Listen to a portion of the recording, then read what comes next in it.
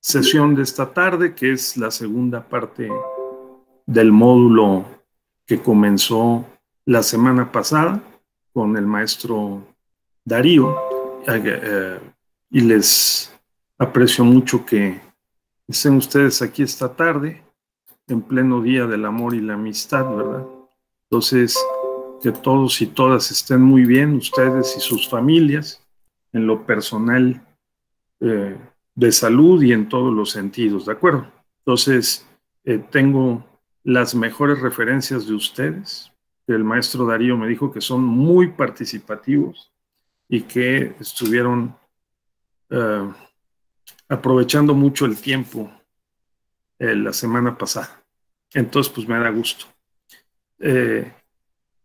Como solemos confirmar esas hipótesis, entonces me gustaría comenzar preguntándoles qué fue lo que consideran relevante de este tema hasta ahora, de eh, nacionalidad, eh, extranjería, naturalización, doble ciudadanía.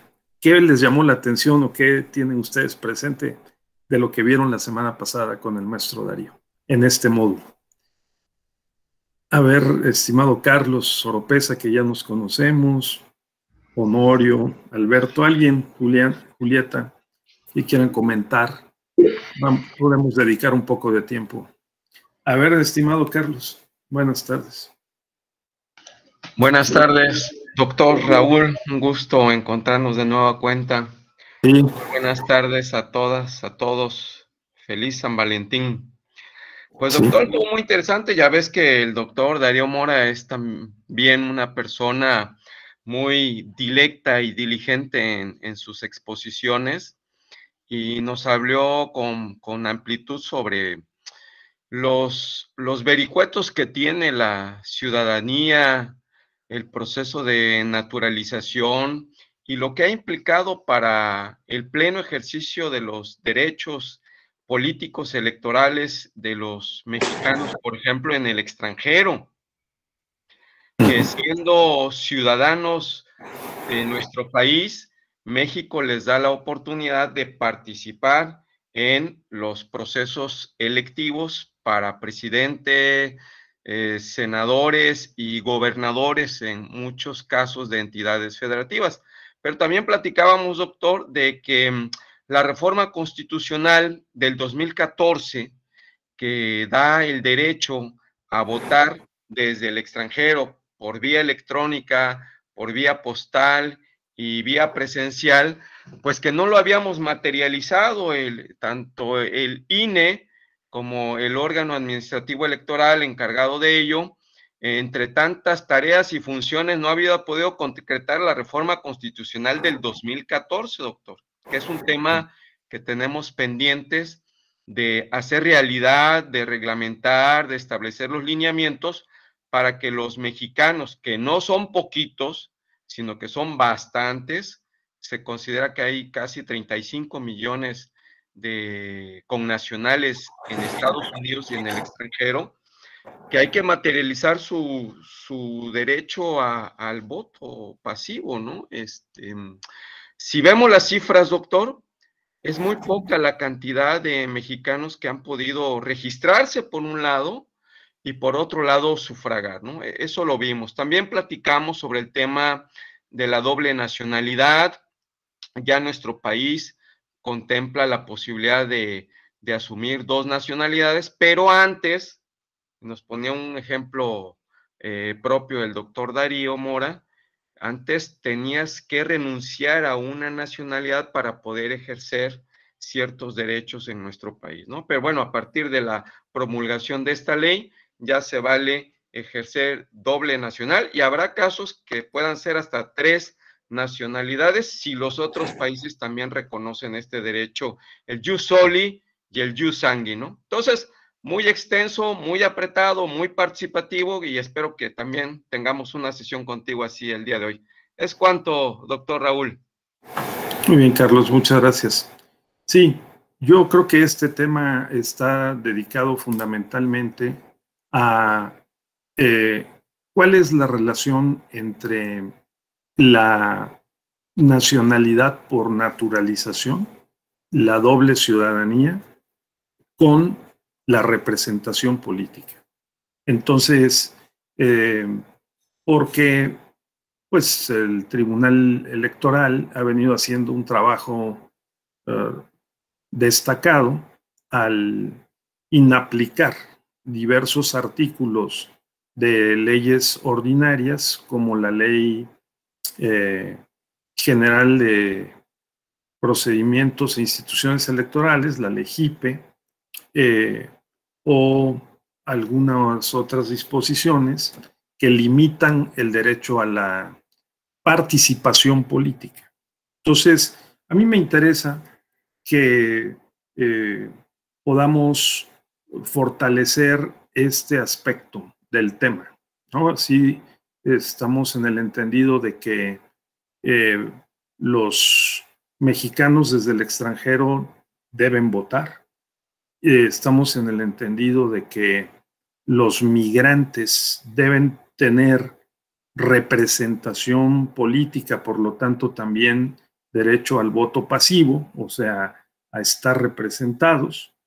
Eso también ha avanzado la sala superior, ¿verdad? Porque ha también incluso establecido cuotas para efecto de que en las listas plurinominales regionales, pues se coloque por lo menos a un migrante, a una persona también en otros casos indígena, y pues recuerden ustedes los 27 distritos indígenas, los 13 distritos indígenas para mujeres indígenas. Todo esto ha generado una revolución en la representación política, o sea, en el ejercicio del derecho a ser votado.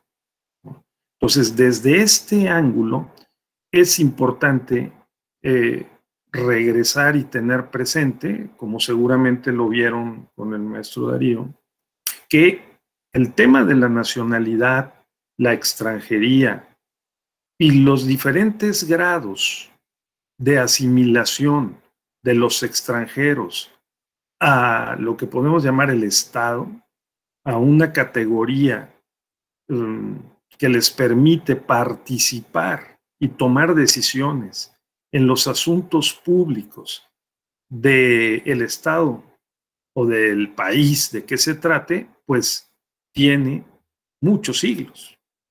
Desde siempre, desde las civilizaciones más antiguas, la nacionalidad y la ciudadanía y la extranjería se han utilizado como instrumentos de política, de gobierno, de política económica, de política de integración, de política también de exclusión de quienes se considera que no cuentan con las calidades para integrar la ciudadanía y tomar decisiones, participar en la res pública, ¿no? La cosa pública.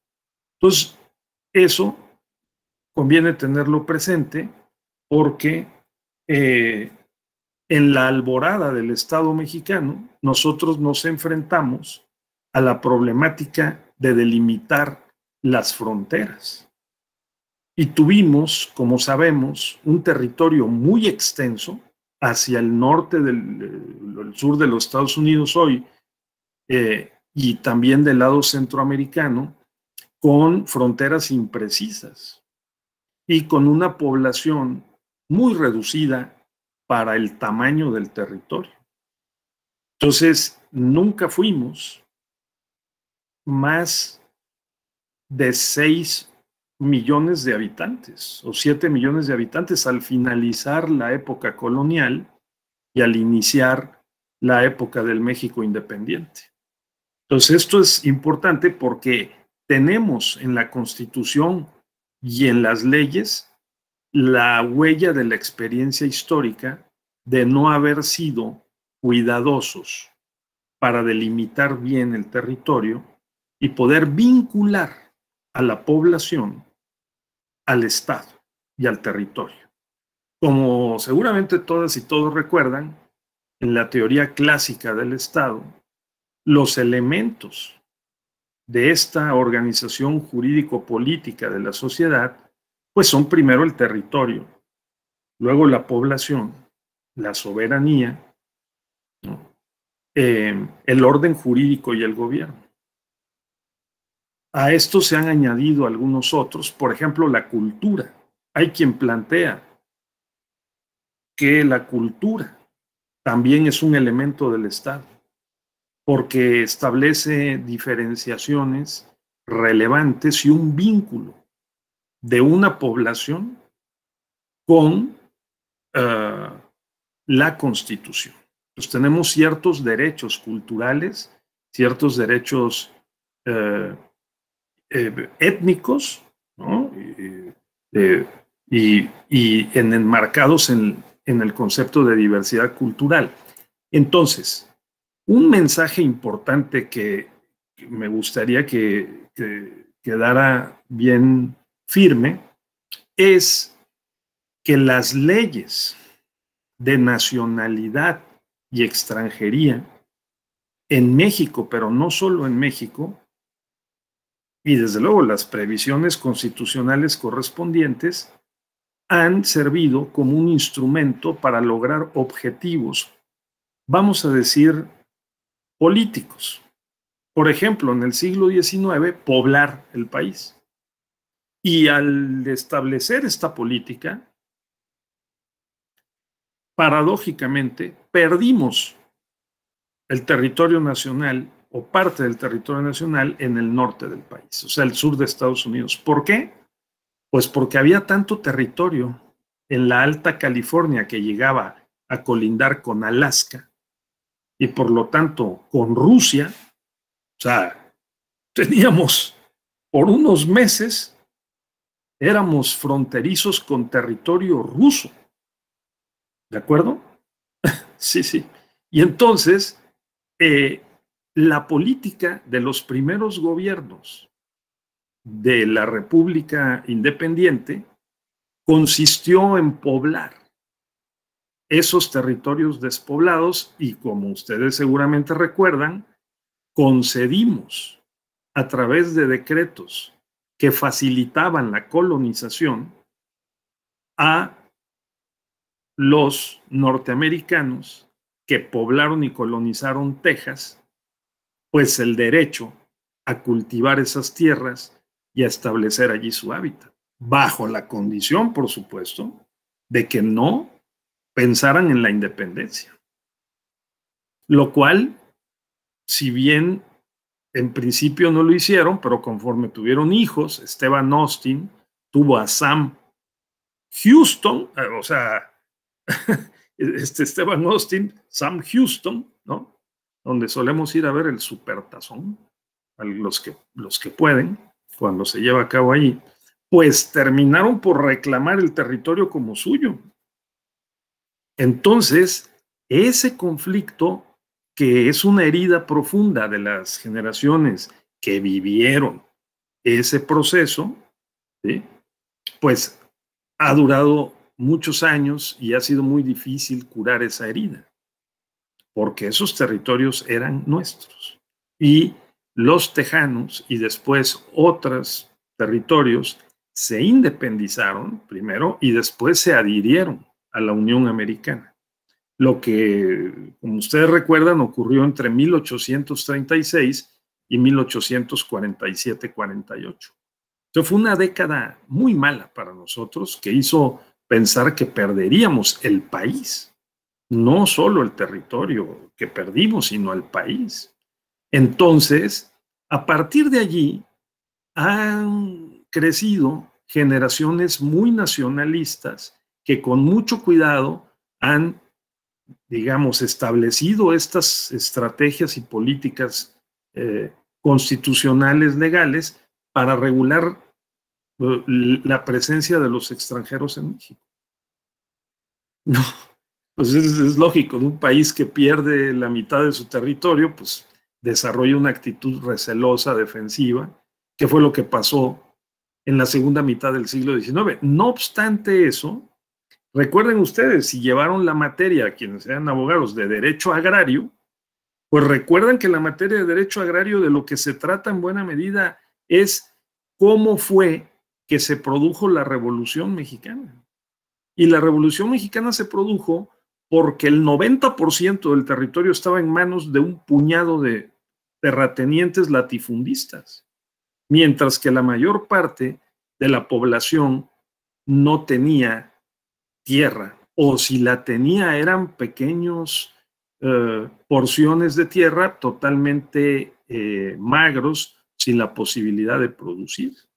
Entonces, pues por eso, recuerden ustedes, tierra y libertad fue el lema de Emiliano Zapata, ¿no? Porque, otra vez, fíjense ustedes, durante el porfiriato, lo que hicimos fue traer a las compañías deslindadoras, ¿sí?, del extranjero, Estados Unidos, Inglaterra, otros países, Francia, y decir, oye, si tú colonizas, habitas estos terrenos baldíos que no sirven para nada porque están ahí mostrencos, entonces yo te voy a dar el 80% del terreno. Y además te voy a dar estímulos fiscales para que tú lo que inviertas te voy a devolver un porcentaje. Fíjese todo lo que hicimos con tal de colonizar territorios, pues de estados como Durango, Chihuahua, ¿no?, Tamaulipas, que son muy grandes y todavía son poco poblados comparativamente con los estados del sur. Se tiene en cuenta eso, ¿no?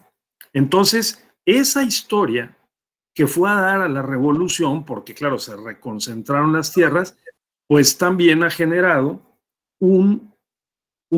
generó una ola nacionalista, ¿de acuerdo?, en la revolución. Y por eso, pues si ustedes revisan los artículos transitorios originales de la Constitución de 1917, lo que dice es se declaran nulas las concesiones otorgadas a las compañías deslindadoras, sí, en los años 1888, 1896 y 1898. Pues porque hubo una transferencia de derechos de propiedad a compañías deslindadoras en manos de extranjeros. ¿Sí? Y luego, si ustedes consideran que se estaba descubriendo el petróleo, los yacimientos petroleros, pues todavía con más razón. La Constitución de 1917 estableció en el artículo 27 constitucional una serie de limitaciones para los derechos de los extranjeros. ¿Sí? Entonces, la legislación postrevolucionaria, la Ley de Nacionalidad y Extranjería de 1933, lo que hizo fue ponerle un candado precisamente a la posibilidad de que los extranjeros y los mexicanos por naturalización pudieran acceder, entre otros cargos, a la representación política, ¿no? O sea, para ser presidente, senador, diputado, ¿no?, se tenía que haber nacido en México, hijo de padre o madre mexicano, o sea, mexicano por nacimiento, ¿sí?, pero no por naturalización, porque la Constitución allí, en los artículos 30, 32, 33, establecen esas restricciones. ¿De acuerdo? Porque, bueno, todo el siglo XX prácticamente tuvimos estas restricciones. Ahora, firmamos el Tratado de Libre Comercio en 1992. Y en 1994 entró en vigor. ¿Sí? Luego entonces, la política comenzó a cambiar porque la globalización empezó a ser menos importante el que tuviéramos esas protecciones y restricciones para los extranjeros. Pues si vamos a tener un intercambio tan intenso como lo tenemos de millones de dólares y millones de cruces fronterizos. En la frontera norte del país, con Estados Unidos y también con Canadá, pues ¿cómo vamos a tener esas protecciones?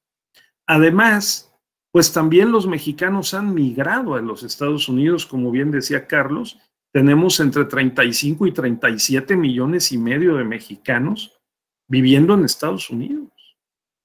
Entonces, ¿cómo pedir si tenemos en México también unos 2 millones de estadounidenses viviendo en México, pues que no tengan algunos derechos? Entonces, claro, legislamos la doble nacionalidad o, como bien se dijo, hasta una posibilidad de acuerdo con tratados, reciprocidad, de tener hasta una tercera nacionalidad. Además, les dimos más derechos a las mujeres, porque antes de este cambio de 1994 y la última reforma muy importante, la Ley de Nacionalidad y Extranjería de 1998, pues o sea, lo que decía la Constitución y las leyes era que se tenía que ser hijo de padre, pero no de madre mexicana, ¿sí? Para poder, o sea, una mujer extranjera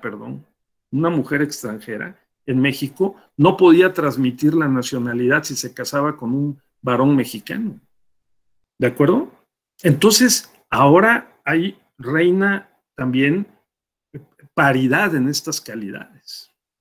La mujer extranjera o el hombre extranjero cuyos hijos nazcan en México pueden optar por la nacionalidad mexicana. ¿De acuerdo? Ahora, el problema está en que tenemos leyes que están desfasadas, porque tanto constituciones locales como leyes federales y locales establecen que para ser desde presidente de la República, senador, diputado, integrante de una mesa directiva de casilla, magistrado electoral o integrante de un organismo público local electoral, sí, de un instituto electoral o del INE, hay que ser mexicano por nacimiento. La pregunta es, y la pregunta de esta tarde es reflexionar sobre si eso, el que se tenga que contar con la calidad de mexicano por naturalización o mexicana por naturalización, perdón, mexicano por nacimiento, es indispensable. Si eso sigue siendo válido constitucionalmente y convencionalmente, o es posible flexibilizar esos requisitos y que los mexicanos y mexicanas por naturalización puedan integrar los órganos electorales y ser candidato a diputado o ser candidato al Senado, o a la presidencia de la República. Entonces, ¿ustedes creen que sí o que no? Y esa es una pregunta abierta. A ver, Carlos, si me haces favor, ¿alguien más quiere participar? Sí, doctor, si me permites. Bueno, porque Carlos, ahora no tenemos petróleo tanto como hace un siglo, pero tenemos litio. Así es. El interés sobre los minerales por parte de otras potencias, yo creo que va a existir, doctor. Ajá. Pero tú hablabas de que nuestra norma también sea convencional, de acuerdo a los tratados internacionales. Y yo creo que para ciertos cargos y hacerlo de manera gradual, podríamos ir avanzando para que mexicanos naturalizados que cumplan con todos los requisitos de la naturalización, porque también es muy diversa, doctor. Hay ciudadanos extranjeros que se pueden naturalizar con 3 años de estar residiendo en México, que es el caso de los latinoamericanos, por una serie de convenios, incluye a los españoles inclusive, de ser 2 años residentes, ya permanentes, pueden optar por la naturalización al siguiente año. Sé que si lo hicieran en fast track, si me permiten la expresión, podría ser en 3 años, pero es para los iberoamericanos. Para las otras nacionalidades toma 5 años o más inclusive. Yo creo que para integrar las mesas de casilla, alguien que ha vivido en el país 5 años o más, pues creo que ya está más que compenetrado con nuestra cultura cívica y ya decidió echar raíz en nuestro país. Yo creo que si hablamos de una temporalidad responsable en términos de que ya se hayan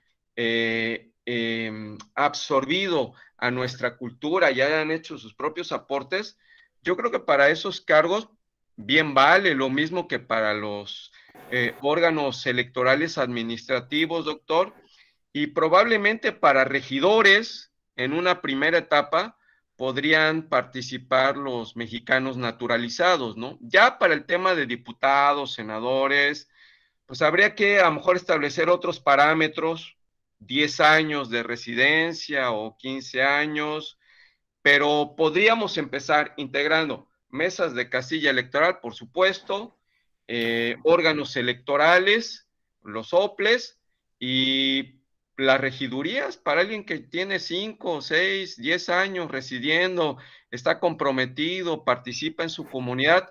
¿Por qué no? Yo creo que sí debemos de avanzar y ser corresponsables con la comunidad internacional, que también, a su vez, en otros países, dan la posibilidad de que a los residentes nuestros puedan participar en la vida política. Mira el caso de Estados Unidos, cuántos mexicoamericanos han desempeñado y desempeñan cargos importantes en la vida pública norteamericana, ¿no? Tanto mayors, alcaldes, como congresistas, ¿no? De origen mexicano. ¿Es cuánto, doctor? Correcto. Muchas gracias, Carlos. Muy bien. O sea, Carlos está por la flexibilización gradual de la participación política en la vertiente, por ejemplo, de integrar mesas directivas de casilla, organismos electorales, ¿no? Quizá incluso para participar como candidatos para efectos de ayuntamientos. En alguna medida podría haber alguna limitación que sería sensible a ver si, digamos, no todos, pero algunos, tampoco creo que haya tantos en esa condición como para que se llene un congreso local, ¿no? O los 300 diputados o de mayoría relativa sean mexicanos por naturalización. Pero en principio, digamos, es una flexibilización gradual en algunos segmentos. Muy bien, Carlos. Juan Ignacio Bilbao, buenas tardes. ¿Qué tal? ¿Qué tal? Buenas tardes. Yo creo que va a desaparecer esta resistencia. Creo que va a ir gradualmente hasta, pero va a llegar a un límite, a un tope. Yo no veo a un presidente del país o presidenta que sea naturalizado. Creo que ahí sí se va a mantener para ser por nacimiento, y dado que también el término de ser mexicano por nacimiento es muy amplio, no solamente se refiere a nacer aquí, sino a tener vínculos de sangre, ¿no? Porque puede ser que alguien que haya nacido en los Estados Unidos, que sea hijo de padres mexicanos, pues es mexicano por nacimiento. Entonces creo que eso pudiera ser. Ya lo hemos visto. Me parece, si no me equivoco, que el consejero presidente de Aguascalientes es naturalizado, es mexicano por naturalización. Entonces ya se le permitió la función electoral, y también la sala ha establecido criterios y precedentes donde los ciudadanos mexicanos por naturalización pueden participar para las consejerías electorales, tanto en el plano local como en el plano nacional, pero se mantiene, por ejemplo, el candado para las magistraturas electorales, ahí sí se mantiene. Ahí fue diferente el criterio de la sala, pero creo que va a desaparecer esa resistencia. Creo que veremos en algún futuro diputados y diputadas naturalizados o senadores y senadoras también naturalizados. Sí, o sea que la justificación que se esgrimió en el Congreso Constituyente de 1916-17 y que se levantó el diputado Mújica, que era radical, ¿sí? Y dijo que nunca más en manos de los extranjeros los destinos nacionales. Porque, ¿qué fue lo que pasó?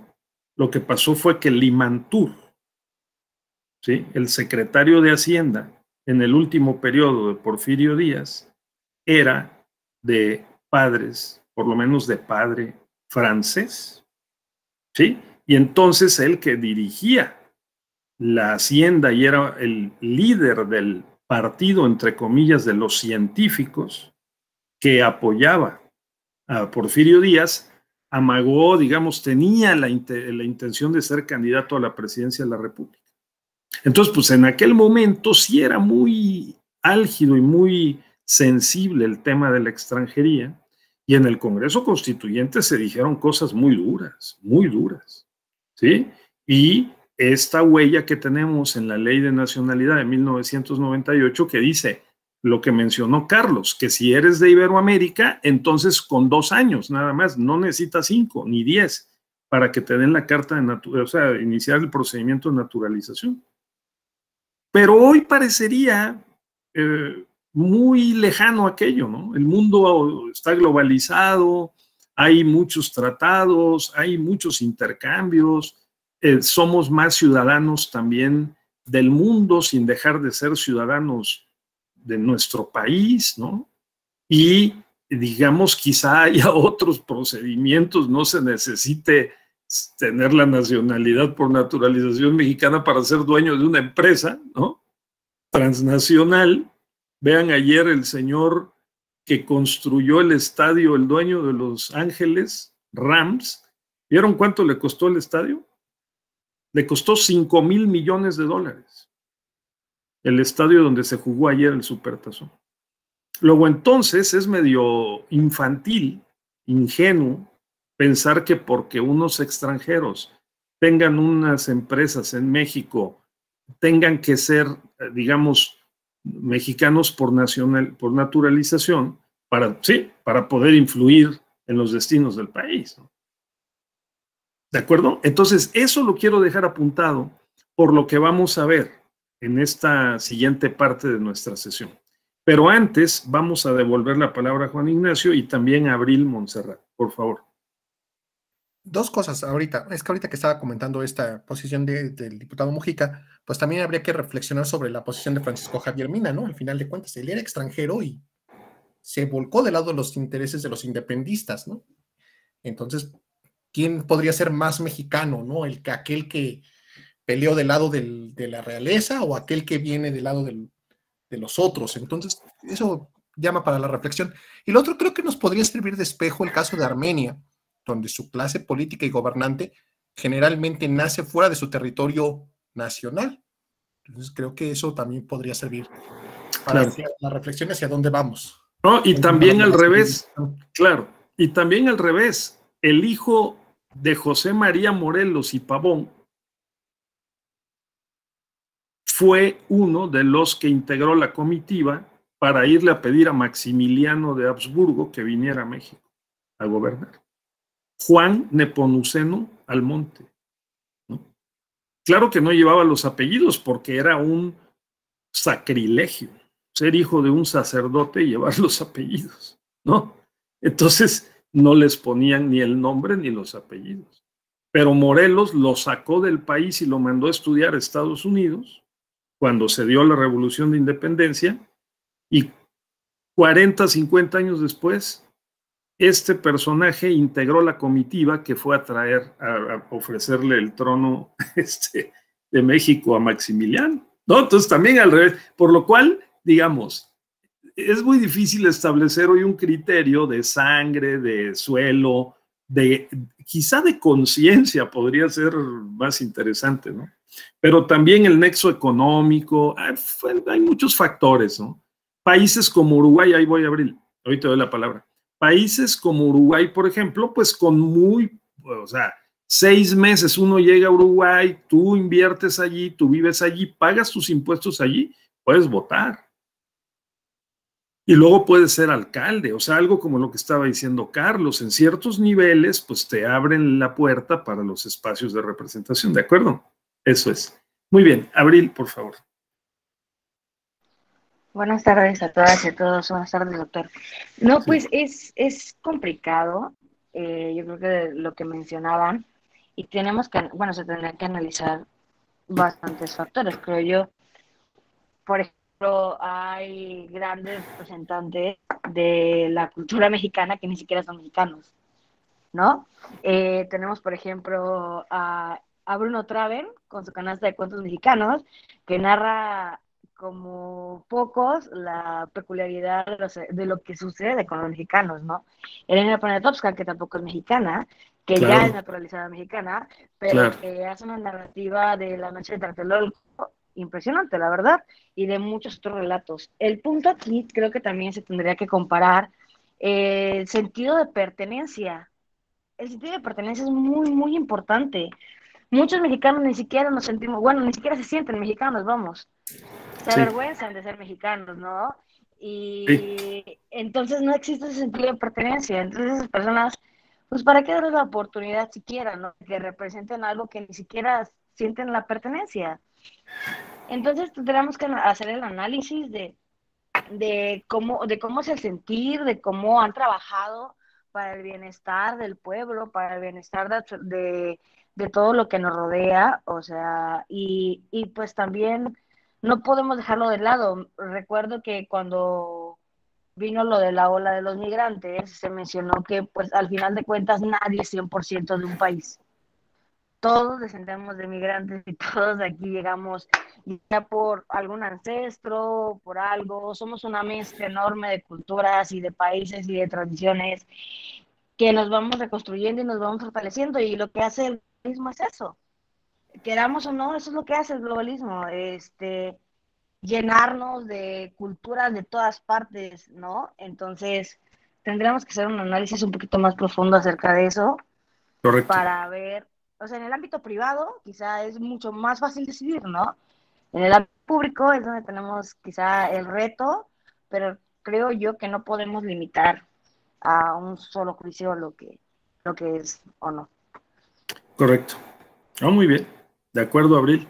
O sea que sí es complejo, hay que tomar en cuenta otras variables, va cambiando el contexto, las ideas, la relación, ¿no? Entre las personas y la Constitución, el Estado y la comunidad internacional. Entonces, hubo una época, pues, en que, por ejemplo, los mexicanos éramos, les digo, que 6 a 8 millones durante todo el siglo XIX, 10 a 15 millones durante los primeros 20 años del siglo XX, y entonces, y además la mayoría no hablaba español. Pero conforme nos hemos convertido en un país urbano, industrial, en donde ahora al contrario, solo hay unos 4 millones de mexicanos que no hablan, o 2 millones si acaso, que no hablan el español, de los 12 a 15 millones de integrantes de pueblos y comunidades indígenas, entonces ya el grado de integración del país, demográfico, cultural, territorial, es mucho mayor.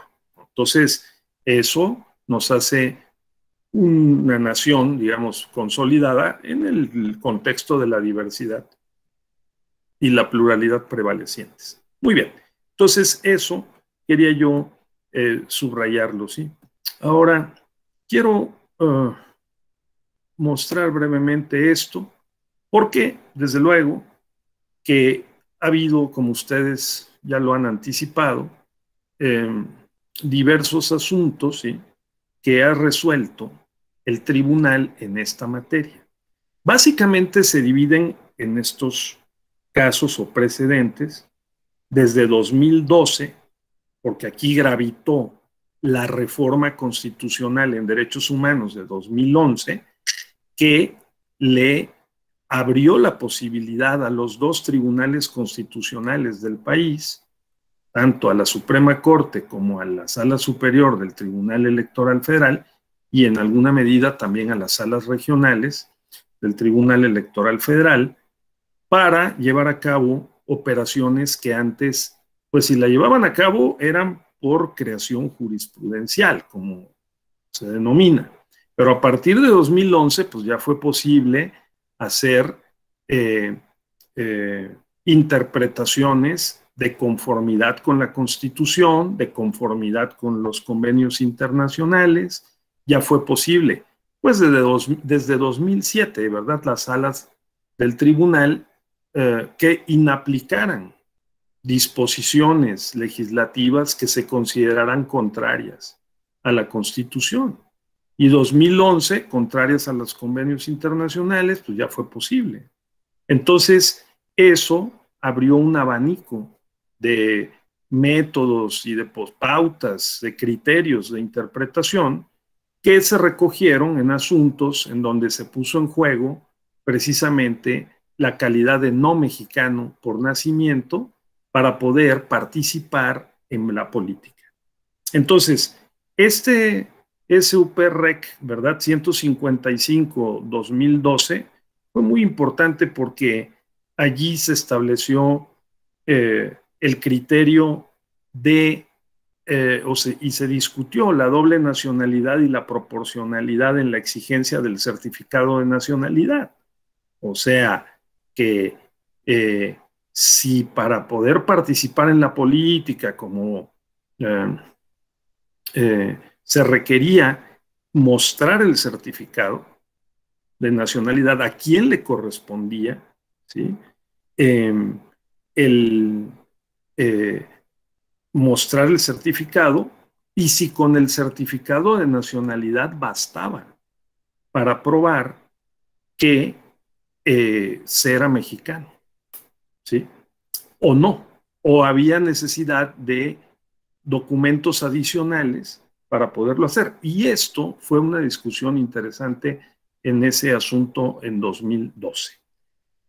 No es ese, sin embargo, al que yo quiero que dediquemos la mayor parte de esta sesión. Tampoco es ese otro que está ahí, el JDC 1171/2017. ¿Sí? Limitaciones a una ciudadana mexicana por naturalización para ocupar un cargo público, ¿sí? En donde todavía se insistió y se dijo por parte de la sala, por mayoría, de que una ciudadana que pretendía registrarse para ser diputada federal en 2012, pues dijo, oye, yo podría ser candidata a diputada federal, aun cuando yo tenga una sea nacional por naturalización. Entonces, también allí todavía hubo una discusión en la sala en donde se dividieron bastante las opiniones y, digamos, todavía hubo una cierta resistencia porque se dijo, bueno, para ciertos cargos sí, pero para determinados cargos de dirección política no, ¿de acuerdo? Entonces, sin embargo, la trayectoria ha sido hacia lo que mencionaba Carlos, que es hacia abrir para la siguiente elección 2017-2018. Ahí recuerden ustedes el caso del famosísimo líder del sindicato de mineros, ¿no? De Napoleón Gómez Urrutia, que se presentó ante la Sala Superior el caso, porque la discusión ahí fue si él, por ejemplo, tenía doble nacionalidad, si había renunciado a la nacionalidad canadiense porque él había vivido en Canadá, y si, cuál era la forma de acreditar que él hubiera renunciado a la nacionalidad canadiense, si por solo tener el certificado de nacionalización, de nacionalidad mexicana era suficiente, o si tenía que haber hecho algunos actos y haber renunciado de manera expresa y que constara esa renuncia ante las autoridades de Canadá. Ese fue un caso también relevante en que se dividieron los votos dentro de la Sala Superior, pero por mayoría se concedió el que no era necesario.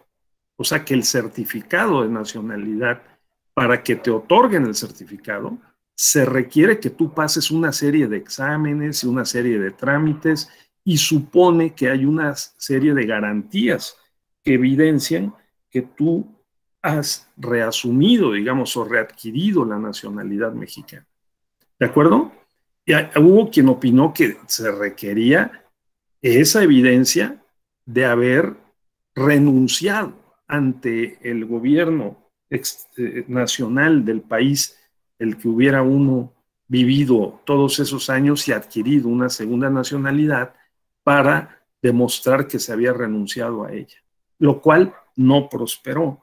Se dijo en esa sesión, y esa opinión minoritaria insistió en que se debía hacer el trámite a través de los medios diplomáticos para estar completamente seguros de que se había renunciado a esa segunda nacionalidad. ¿De acuerdo, Carlos? ¿Sí? Entonces, no es eso, sin embargo, lo que quiero que discutamos hoy, sino me quiero detener especialmente en el expediente, el juicio de la ciudadanía 894, diagonal 2017. Porque en ese, un personaje que pretendía precisamente integrar una mesa directiva de casilla, ¿sí? Advirtió que en el programa, en la estrategia de capacitación y asistencia electoral, ¿verdad?, que el INE aprueba a través de un acuerdo, ¿sí?, para integrar las mesas directivas de casilla, se excluía a los mexicanos por naturalización, o que tuvieran una, en este caso, pues también doble nacionalidad, pero a los mexicanos por naturalización. Entonces, esta persona dijo, oye, si en mi caso, cuando se sorteen las letras del alfabeto, me toca a mí, dentro de las letras de mi apellido, la posibilidad de integrar una mesa directiva de casilla, ¿por qué voy a estar excluido? Me parece que es desproporcionado, que no es correspondiente a la finalidad, fíjense ustedes, la finalidad que persigue la restricción de que una persona que tiene, que es mexicano por naturalización, sea excluido de la posibilidad de integrar una mesa directiva de casilla, porque esta es una forma de participación política, ¿sí? Y entonces dice, a mí me parece que el artículo 83 de la LEGIPE para la insaculación de ciudadanos, pues, es excluyente, ¿sí? Y el sentido de la Constitución no parecería ser que la exclusión llevara a cumplir con la finalidad que es la garantía de la autenticidad y la libertad en las elecciones, ¿verdad? O sea, porque se requiere que las elecciones sean libres y auténticas, y todo el sistema electoral, las instituciones, los procedimientos, los órganos electorales, las mesas directivas de casilla, deben de ser operadas conforme a los principios que están consagrados en el artículo 41 de la Constitución. ¿Cuáles son esos principios? Seguramente ustedes lo saben y lo tienen muy presente. Legalidad, certeza, ¿verdad? Objetividad, profesionalismo, transparencia, ¿no? Independencia.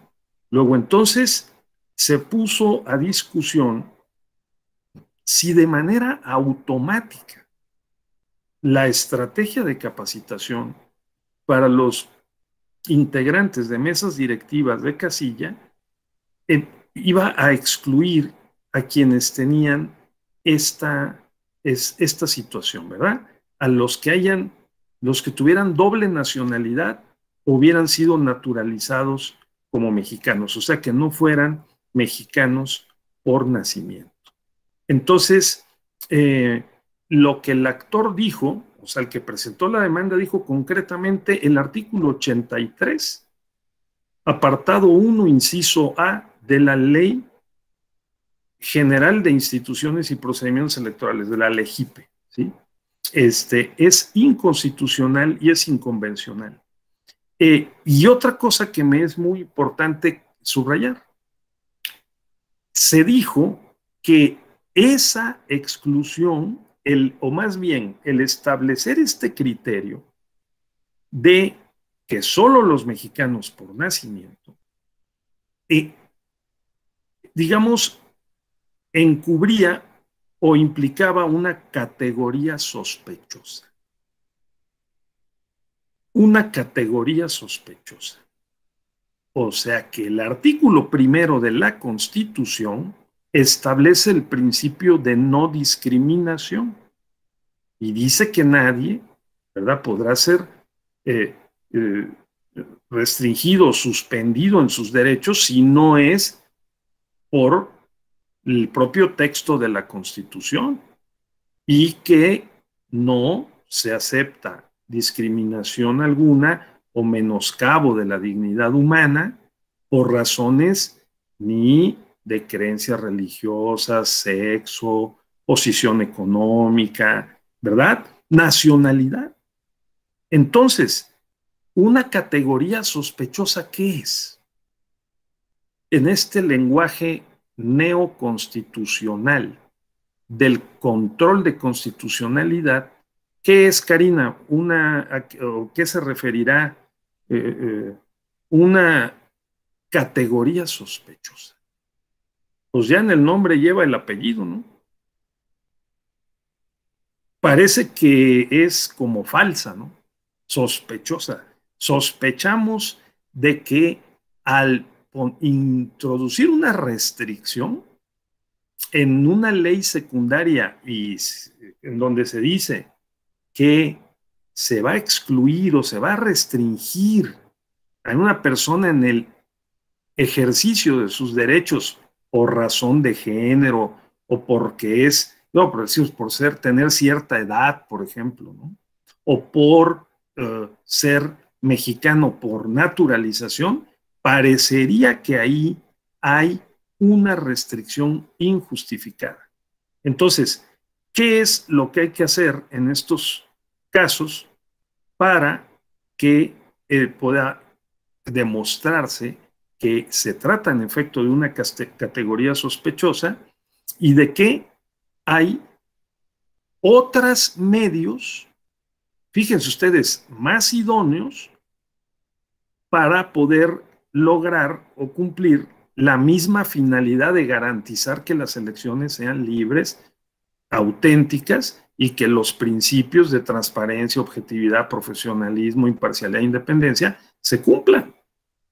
Porque ¿cuál es el sentido de que se integre la mesa directiva de casilla? La mesa directiva de casilla tiene un presidente, tiene un secretario, tiene hasta 2 escrutadores y hay representantes de los partidos políticos en la mesa directiva de casilla. ¿No es cierto?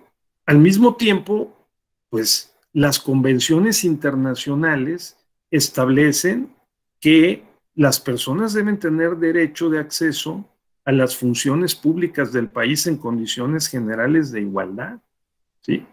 Y que, pues, todos aquellos que en un país tengan ciertas calidades o condiciones de nacionalidad deben poder ejercer sus derechos políticos, ¿no? Ahora, ejercer una función pública, fíjense ustedes, no es lo mismo que ejercer una función electoral. Esto se dijo en la sentencia, ¿sí? Se distinguió entre la restricción para poder cumplir una función pública, que es como un servidor público en cargos de responsabilidad política mayor, no es lo mismo que cumplir una función electoral. O sea, no es lo mismo integrar un OPLE, integrar el Consejo General de INE, Carlos, ¿sí? Integrar incluso las magistraturas electorales, que integrar la Cámara de Senadores, la Cámara de Diputados, o que ser secretario de Seguridad Pública, por ejemplo, o ser jefe del Estado, bueno, ya no existe, mayor presidencial, iba a decir, pero ser el comandante de la Guardia Nacional. No es lo mismo, ¿no? O sea, la función pública no equivale a la función electoral, porque aparte la función electoral, ¿no? Como ser, por ejemplo, integrante de una mesa directiva de casilla, no es remunerada, ¿sí? Es un cargo que se presta a una función que se presta de manera gratuita. Mientras que los cargos de función pública, sobre todo de responsabilidad de dirección política, pues esos son pagados. Entonces la sentencia distingue y dice, cuidado porque aquí parece que estamos cometiendo un error, hay una confusión, ¿sí? En esta materia que hay que considerar. Luego, por ejemplo, si queremos que las elecciones, en lo que ocurra en la mesa directiva sea conforme a derecho, oigan, pues hay 2 escrutadores, hay suplentes, hay representantes de partidos, hay presidente, hay secretario, entre todos cuentan los votos, asientan la razón en el acta, ¿verdad? Y luego después, todavía esto se puede ir a un consejo distrital o a un consejo municipal o a un consejo local, en donde hay muchas garantías y todavía lo revisan los integrantes de los OPLE, de los institutos electorales, y esas actas las pueden llegar a revisar hasta los magistrados de la sala superior, como ocurrió en Campeche, por ejemplo, con un recuento general de la votación. Entonces hay tantos candados que parecería que la nacionalidad se convierte en este caso en una categoría sospechosa. ¿Estarían ustedes de acuerdo? Carlos, adelante. Gracias, doctor. Precisamente lo que comentas sobre la función electoral es un tema que nos tocó compartir en un consejo distrital en la alcaldía Benito Juárez de la Ciudad de México, porque parece curioso, pero en la alcaldía Benito Juárez a la autoridad electoral le cuesta trabajo cubrir todas las casillas con todos los funcionarios, porque aunque se hacen las insaculaciones, no todos los ciudadanos quieren participar. Y de ahí salió este asunto precisamente de los residentes extranjeros y de los naturalizados mexicanos, que había ciudadanos de otros países que ya son residentes permanentes que querían participar en la función electoral como escrutador, como secretario, ni siquiera como presidente, pero con la restricción legal no se podía, aunque había los ciudadanos que decían, oiga, a mí me gustaría participar, yo quiero sumarme al proceso cívico electoral, pero la restricción en legislación impedía tanto que los naturalizados como lo otro que comparto, que sería un signo de mayor progresividad, que no solo sean los naturalizados, doctor, compañeras, compañeras, sino los residentes que ya tengan muchos años, porque recuerden que tenemos 2 calidades para los residentes temporales y los residentes permanentes. Ya un residente permanente ya hizo su vida en México, generalmente tienen familia en México, están integrados al tejido social mexicano. Lo único que no pueden hacer todo, pueden trabajar, tienen derecho a la salud, tienen todos los derechos, menos el derecho de votar, el residente permanente, ni tampoco de integrar los órganos electorales. Entonces, ahí yo creo que en esas modificaciones que nos estás, creo, esbozando, doctor, sería importante reconocer que el que tiene ya muchos años en el país, como decía Juan Ignacio, como Javier Mina, hay extranjeros que defienden más lo mexicano que aquellos que naciendo en México, que tú señalabas al hijo de José María Morelos, y hay otros muchos, los que fueron a Miramar, allá, que nacieron en México y que fueron por un gobernante extranjero, pues hay una gran diferencia, ¿no? O sea, el hecho de nacer en México no es garantía de nacionalismo, patriotismo o interés por la nación mexicana. Y al revés, puede haber alguien que por circunstancias de vida haya nacido en el extranjero, pero esté integrado a nuestra vida y reconozca a nuestro país como su patria, como su futuro, como su destino, pues ¿por qué no hacer los cambios que la humanidad y los convenios internacionales ya tienen contemplados? ¿Es cuánto, doctor? Gracias. Sí, muy bien. Pues en efecto, ¿no? En esa sentencia se practica un test de proporcionalidad estricto, ¿sí? Para poder evidenciar que la restricción que el legislador ordinario introdujo a los mexicanos con doble nacionalidad o que no son mexicanos por nacimiento es excesiva, injustificable la restricción, y que se pueden conseguir el mismo fin, que es lo que hay que examinar, ¿sí? ¿Cuál es el fin constitucionalmente previsto para integrar las mesas directivas de casilla? ¿A qué está relacionada el conjunto de las reglas para integrar y poner en funcionamiento la mesa directiva de casilla? Pregunto yo.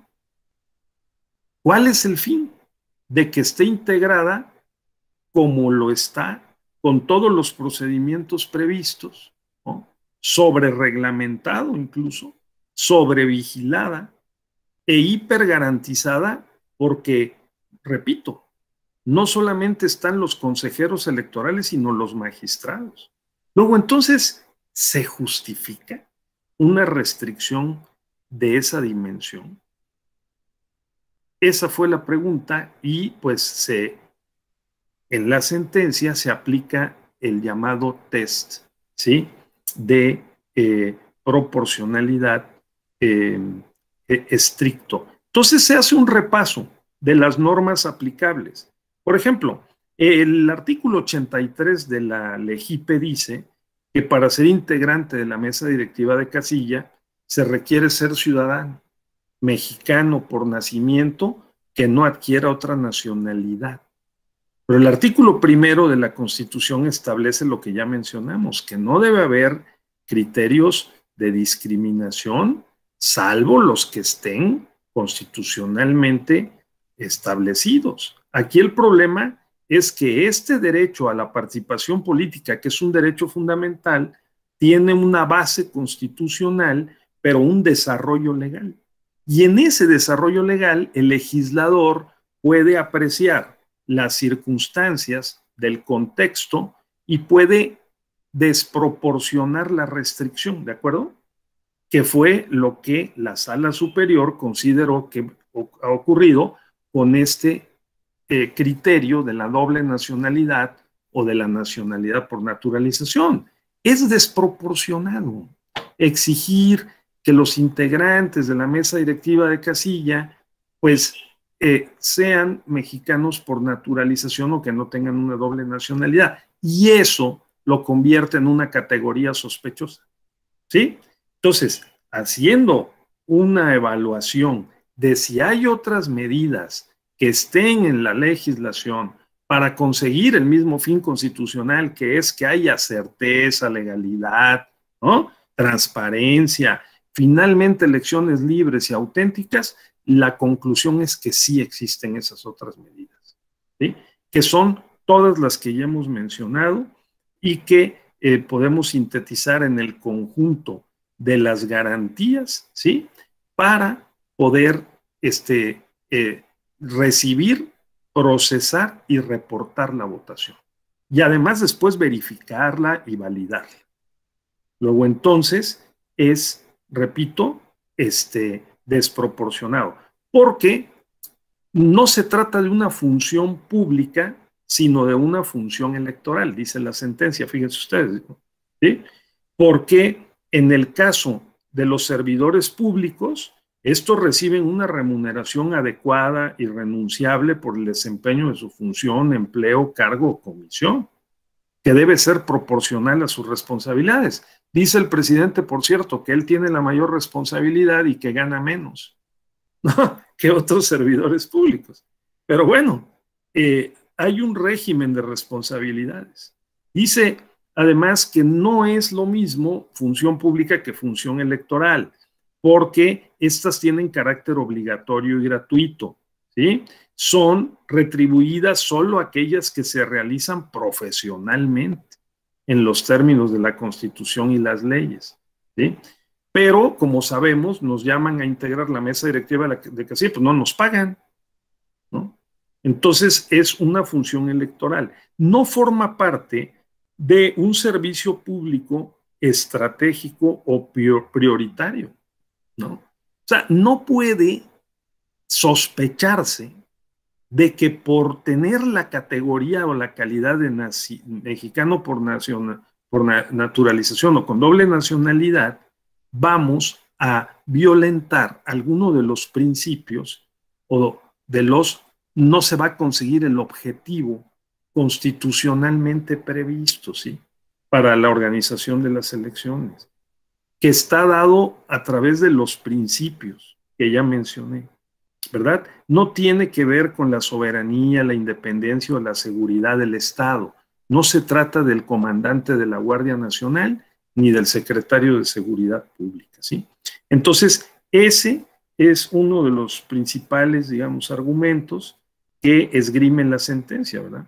Entonces, la sentencia concluye en que es inconstitucional esa parte del artículo 83, apartado 1, inciso A de la LEGIPE, que establece que para integrar una mesa directiva de casilla, el ciudadano debe ser mexicano por nacimiento o que no adquiera otra nacionalidad, ¿sí?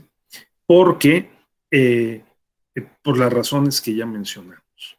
Entonces, he querido destacar este aspecto para que tengamos presente varios tópicos. Uno, fíjense ustedes, ya lo hemos comentado Carlos y Juan Ignacio en otros diplomados, ¿no? La ley no equivale al derecho. El derecho no se agota en la ley, ¿de acuerdo, compañeras, compañeros? Eso fue el siglo XIX y una parte del siglo XX.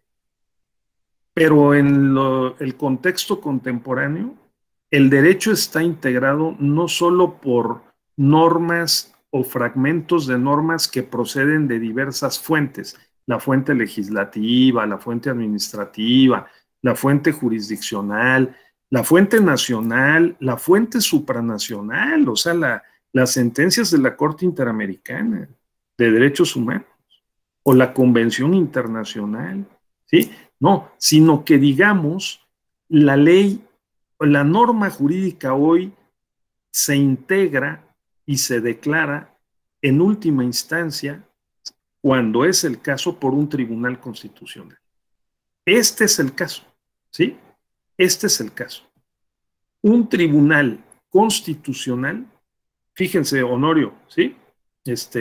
Liliana, cómo aquí lo que mucho se discute entre la diferencia entre principios y reglas, aquí se inaplica una regla al caso concreto, que es la inaplicación del artículo 83, apartado 1, inciso A, como si no lo hubiera puesto el legislador para el caso concreto. La pregunta es si había 80 personas o si había 800 que pudieron haber integrado mesas directivas de casilla en 2018, ¿sí? Con la sentencia no tuvo los efectos, ¿sí?, que se esperaba que hubieran beneficiado a todos los potenciales nacionales por naturalización o doble nacionalidad que se ubicaran en ese supuesto, ¿sí? Porque fíjense, la sentencia dice que declara la inaplicación de ese artículo en esa fracción, dice, modifica el acuerdo de capacitación respecto del programa de integración para que no se excluya en automático de la insaculación al actor, o sea, al que presentó la demanda, ¿sí? Pero no dice que a todo aquel que se ubique en ese supuesto, ¿verdad? Ahora, también podría ser exceder el ámbito, ¿no?, de la competencia para extender los efectos a toda persona. ¿Qué es lo que significa? Que pues tendrá el legislador que modificar ese artículo de la LEGIPE, ¿no? Porque también con base en la sentencia y en el criterio, que se ha convertido en un criterio relevante, podría el Consejo General del INE emitir un acuerdo en tal sentido. Pero yo creo que se va a esperar más bien a que el legislador lo modifique, ¿no? Mientras tanto, todo aquel que sea que esté en ese supuesto debe de promover el juicio de la ciudadanía. ¿De acuerdo?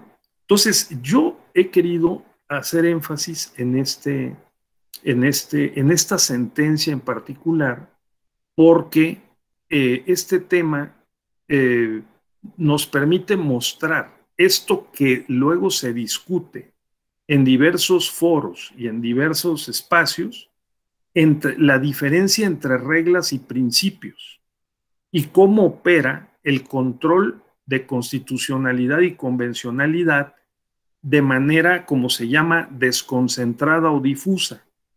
¿Sí, Juan Ignacio? ¿Sí? O sea, concentrada o difusa, compañeras, Karina y compañeros, ¿no? Que significa el de que no se hace una declaración general de inconstitucionalidad que está reservada por la vía de las acciones de inconstitucionalidad a la Suprema Corte de Justicia de la Nación, ¿sí? Sino lo que se hace es una inaplicación de la disposición o de la porción, como se dice, normativa de una disposición legislativa al caso concreto que se está juzgando o resolviendo. ¿De acuerdo? Sí. Entonces, tómese en cuenta porque puede seguir ocurriendo mientras no se reforme la ley correspondiente. Sí, solo la minoría, Fernando. O sea, la persona que impugne.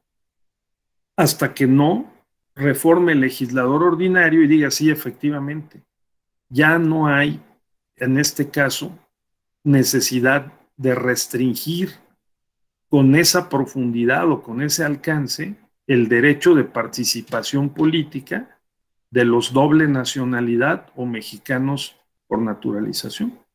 Y como dijo Carlos, al contrario, hay que abrir gradualmente. Incluso Carlos dijo, incluso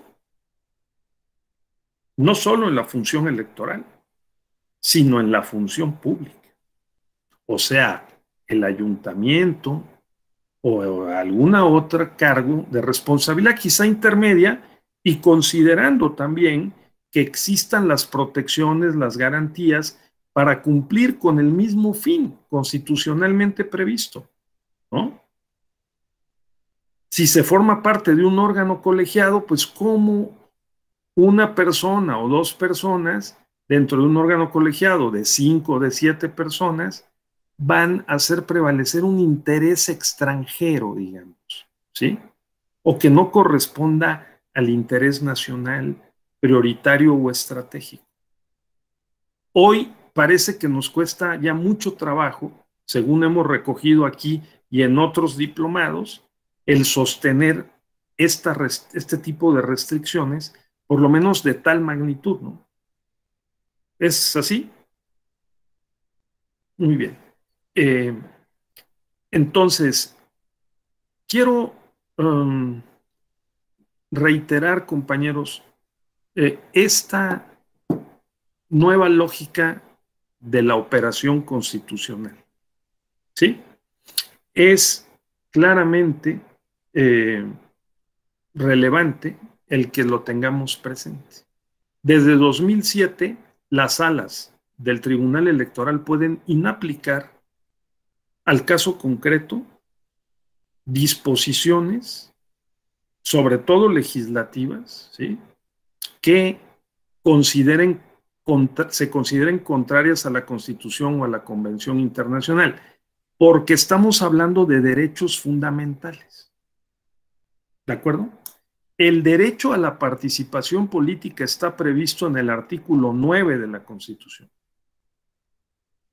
El artículo 9 dice que tenemos derecho, los mexicanos, a asociarnos y a participar en la vida política del país, y que los extranjeros tienen unas restricciones. Pueden asociarse, pero no participar en la vida política del país. ¿De acuerdo?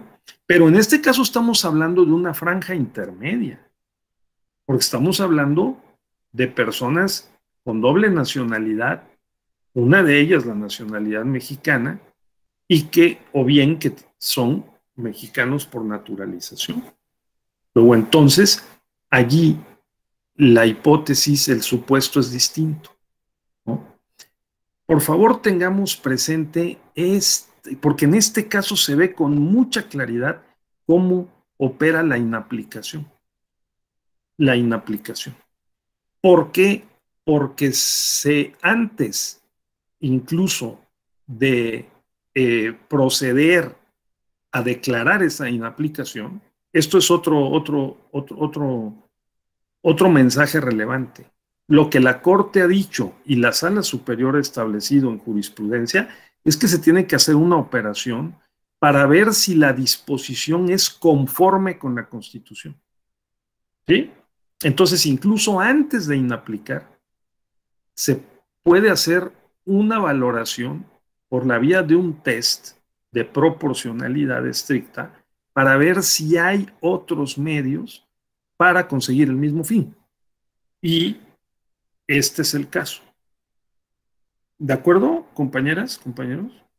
Otro aspecto que me interesa subrayar con motivo de este caso es la distinción entre principios y reglas. ¿Alguien se acuerda o tiene presente cuáles son las principales 3 o 4 distinciones entre principios y reglas? Porque recuerden ustedes que en la historia de la teoría jurídica fue Ronald Dworkin, ¿sí? En un libro muy famoso titulado Los derechos en serio, en donde desarrolló una tesis que él venía planteando y contraviniéndole a John Herbert Hart, el de que el derecho no solo está integrado por reglas, sino también por principios. ¿Sí? Entonces, ¿qué podría ser la diferencia entre reglas y principios?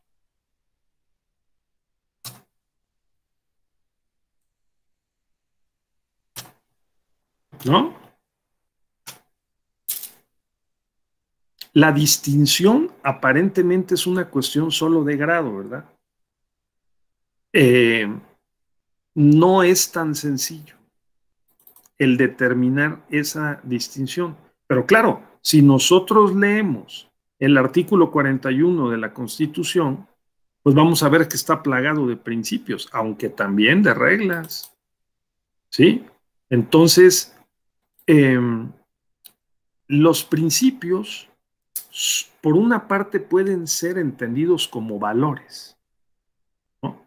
También pueden ser entendidos como un tipo especial de regla. Hay algo que hay que hacer al máximo posible, al máximo posible. Mientras que las reglas tienen la característica que son mandatos más fuertes de hacer, de no hacer, de dar o de no dar, ¿verdad, Carlos? Lo hemos llegado a platicar en otros momentos, pero depende de qué autores. También hay varios autores, ¿sí? Por ejemplo, hay un autor que sostiene que son mandatos de optimización, o sea, hacer lo más posible, una conducta o un valor, concretarlo lo más posible. Y hay otros que dicen que no necesariamente, ¿sí? Unos dicen que se parece más a una regla de que hay que cumplirla digamos, lo más posible y lo mejor posible. Entonces, en esto consiste el ponderar, el calibrar, el balancear unas reglas con otras y unos principios y otros, o unos derechos y otros, para ver hasta qué punto podemos concretar un principio o una regla sin vulnerar y sin dejar sin efecto otro principio o bien otra regla, ¿sí? Entonces, eso relevante para que veamos que hoy el derecho, o sea, la Constitución, los convenios internacionales y las leyes son todas piezas del derecho. Piezas del derecho. También la jurisprudencia.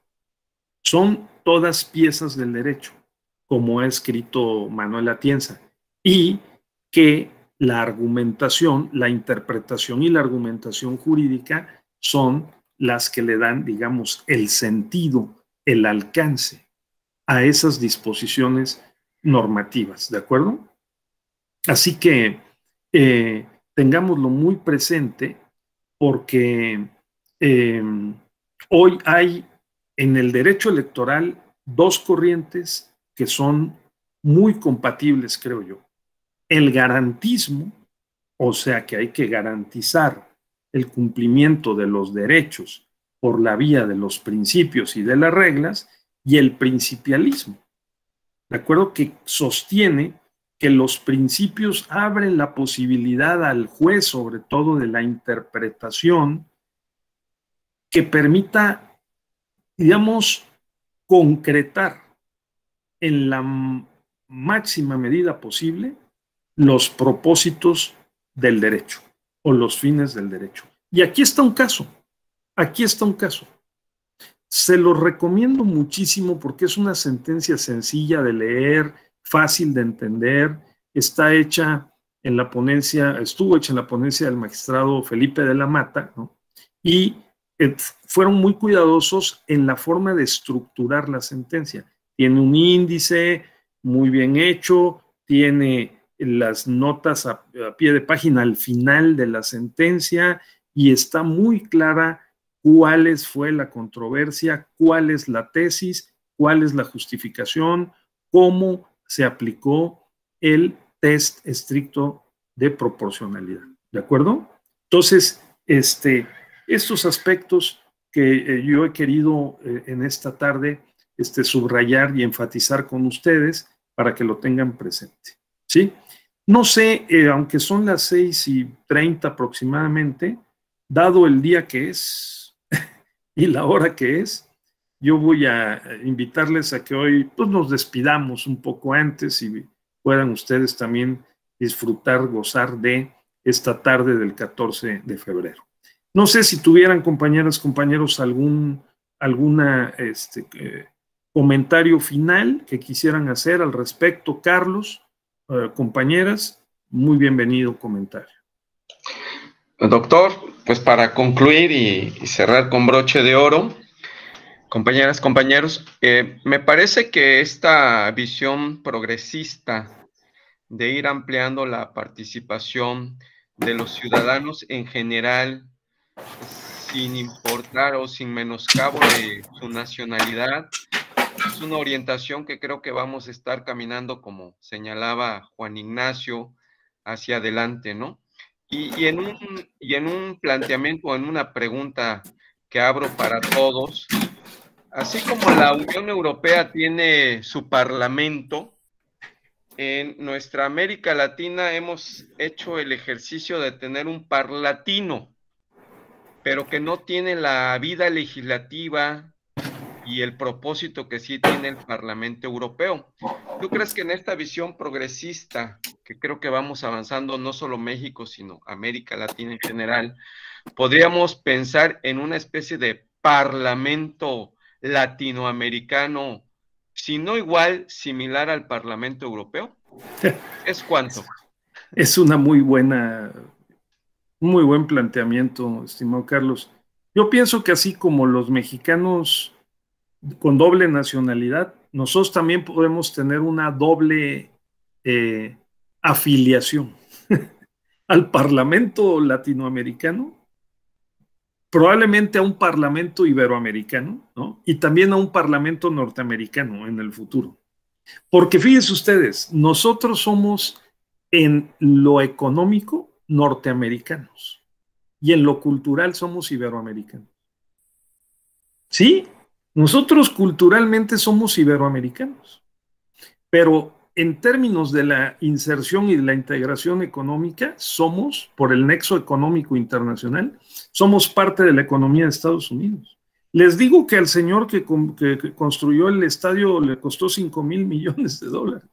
O sea, no, o sea, lo que estoy diciendo es que la economía de San Diego y California es 20 veces la economía de México. 20 veces. Que la economía de Texas es 70% más grande, solo la economía de Texas, que toda la economía de México. Sí, o sea, tenemos que reconocer que esa es la proporción. Entonces, el número de cruces fronterizos, el número de transacciones, la presencia y la influencia de la economía de Estados Unidos en México es, ahí sí es así, es desproporcionada. Entonces, claro, deberíamos de tener como parte del Tratado del TEMEC, un microparlamento, ¿no?, norteamericano con Canadá, Estados Unidos, pero los Estados Unidos dicen, no, hombre, si mucho hice con firmar el tratado para someterme a ciertas reglas, pues si no firmo ni la Convención Americana, pues voy a firmar, ¿no? No, si fue una gesta mexicana el lograr que se firmara el Tratado de Libre Comercio y ahora el TEMEC, en donde nos pusieron la cláusula democrática sindical, ¿no? O sea, que esta es una cosa que nos debería de dar pena, ¿no?, de que tengamos que aceptar que nos impongan prácticas democráticas dentro de un tratado de libre comercio. O sea, no, o sea, ahí es donde entran parte de nuestras paradojas y contradicciones nacionales, ¿no? Hay que considerar eso.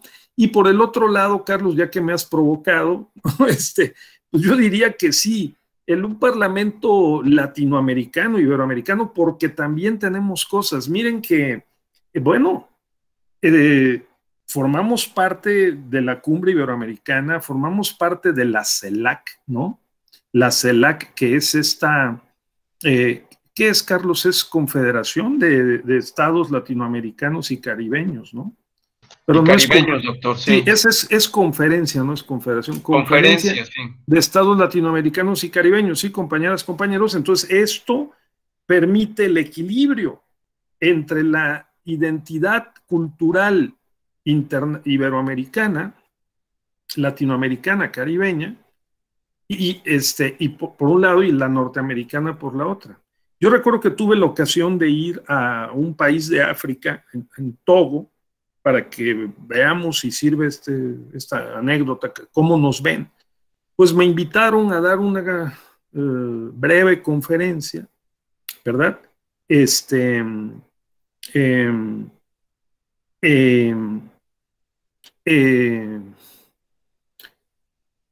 Idea Internacional, una organización con la que trabajé como consultor, a Togo, un país de África, uno de los 3 más pobres de África.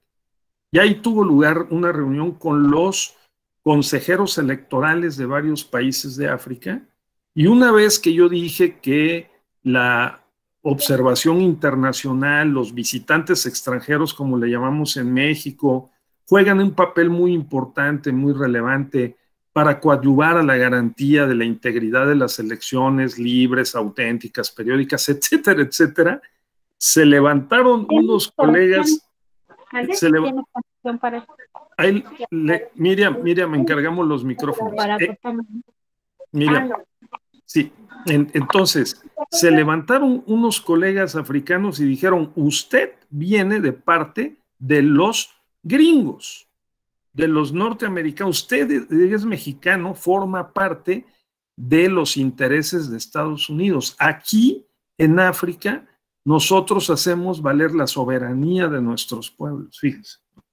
Y entonces me lo dijeron con un énfasis así que sí dije, bueno, pues es importante el punto de vista, muy respetable, pero pues también es un mundo que se está moviendo en la trayectoria de la globalización, en donde los actores y la comunidad internacional pues tienen un peso, por supuesto. Entonces, lo digo porque creo, Carlos, que lo has leído muy bien, nos lo has dicho bastante bien, este es el mundo que viene, ¿no? Es un mundo de la gobernanza multinivel, pero a condición de que las grandes potencias y los grandes actores con capacidad militar y económica también se sometan a las reglas, porque de otra manera, entonces lo que nos hacen es realmente o participar en un sistema internacional desigual e injusto, ¿no? En donde llevaremos las de perder. O sea que la respuesta a lo que dijiste es un rotundo sí. Ojalá y tengamos un parlamento algún día, ¿verdad? Latinoamericano, y también una comisión con representantes de los 3 países, Canadá, México, Estados Unidos, que tenga tareas permanentes y que puedan resolver problemas tan graves como los de la frontera, que se van a ir agravando incluso cada vez más, ¿no? Muy bien. ¿Algún otro comentario, compañeros? Ustedes por lo visto no quieren tomarse un pastelito y un cafecito ahí, ¿verdad? Bueno, yo me tomo la libertad respetuosamente con las reglas de la escuela judicial y todo, de que hoy nos despidamos un poco antes, ¿sí? Y que disfruten, por favor, con su familia, sus seres queridos, sus amigas y amigos, que estén ustedes muy bien y que continúen con el mismo entusiasmo en estos diplomados y la oferta académica de la Escuela Judicial Electoral. Muy buenas tardes y muchas gracias. Muchas gracias también a la maestra Inés, que nos estuvo apoyando. Muchas gracias, Inés. Muchas gracias a usted, doctor. Sí, gracias por su exposición. Que estén muy bien, cuídense mucho. Muy buenas tardes, saludos.